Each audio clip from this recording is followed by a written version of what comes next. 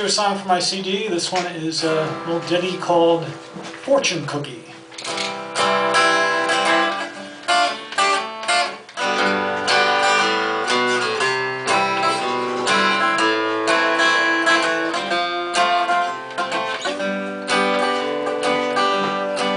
Well, I can't complain, I lead a pretty good life.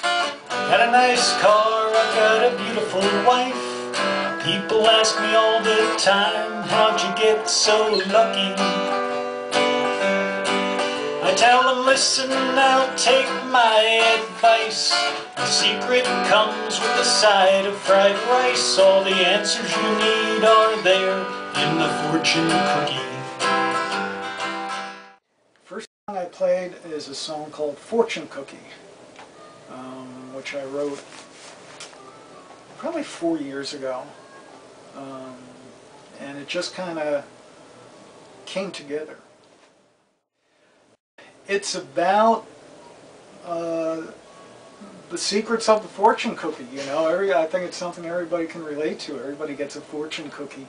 You know, sometimes it's the best part of the meal. You know, and it just, you know, my favorite fortune cookie is always, you know, I'm trapped in the fortune cookie factory, you know, so I had to kind of start with that and work backwards, you know.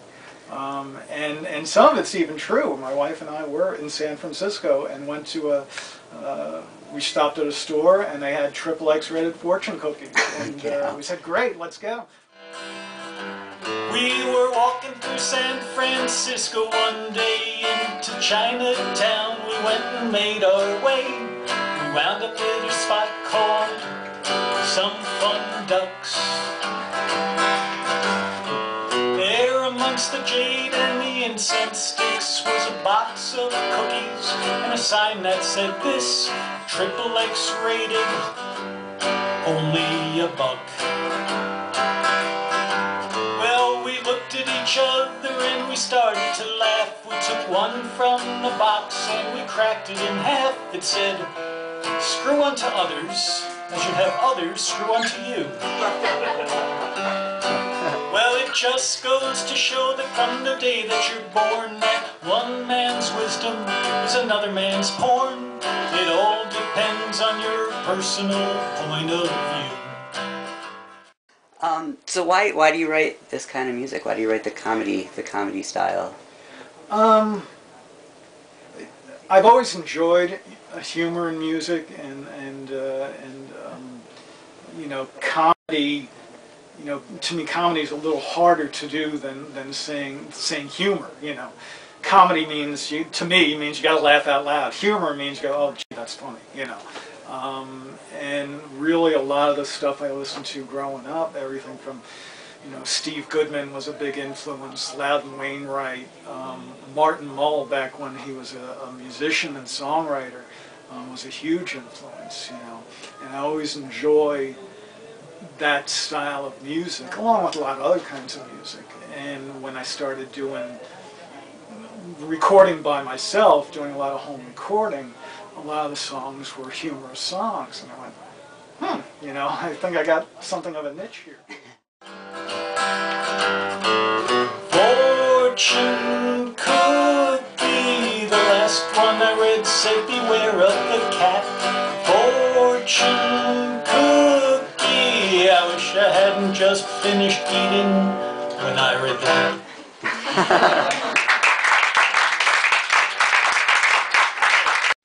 Second song, There's a Problem in Your Pants, and that's relatively new.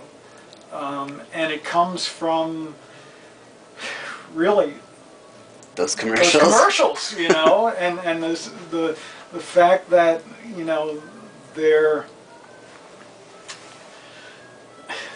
so blatant about what the products are, and you see them in very specific places. You see them on CNN. We see the same two every Sunday night watching 60 Minutes. You can see them, and they just struck me as kind of weird, you know. So we went from there. So you wrote a song about it. Wrote a song about it.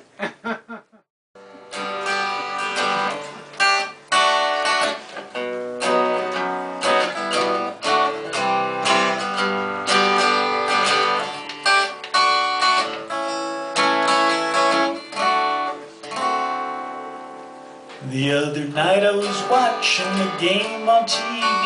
A commercial came on that I couldn't believe. Some guys riding bikes had to stop to relieve. I didn't see anything wrong.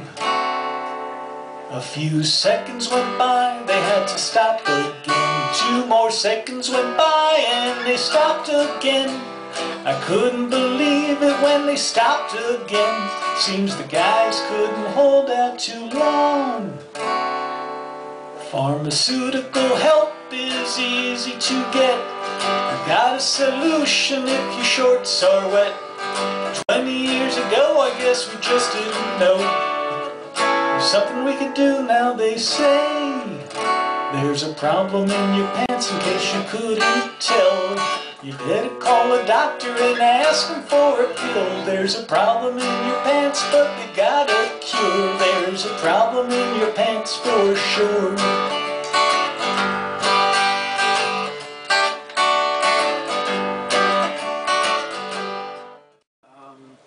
You just come up with the idea and kind of write and rewrite. I do a lot of rewriting because you're really trying, especially with humorous stuff, you really have to make every word count, you know, and even the words that aren't funny need to build up to something that's funny.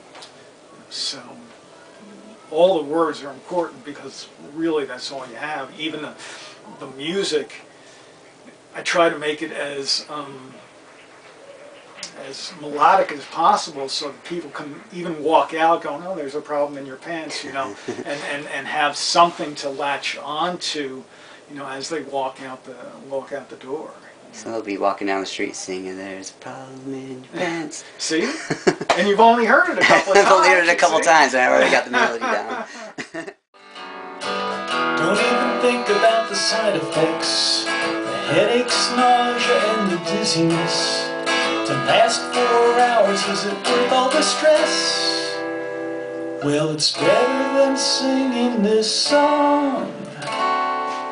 There's a problem in your pants in case you couldn't tell. You better call a doctor and ask him for a pill. There's a problem in your pants, but they got a cure. There's a problem in your pants for sure.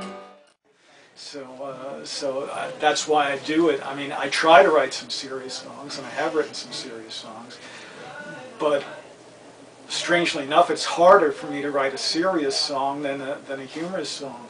And some songs, like I just finished a song that I set out to make really serious, and just wasn't working. You know, it just wasn't, you know, I played it for a bunch of workshops and things, and they go, nah, this doesn't make sense, that doesn't make sense, you should make it funny, fun. And I said, no, I don't want to make it funny. I want it to be a really serious song about a relationship gone wrong, and, well, I just pretty much finished it last night, and I think it's pretty fun.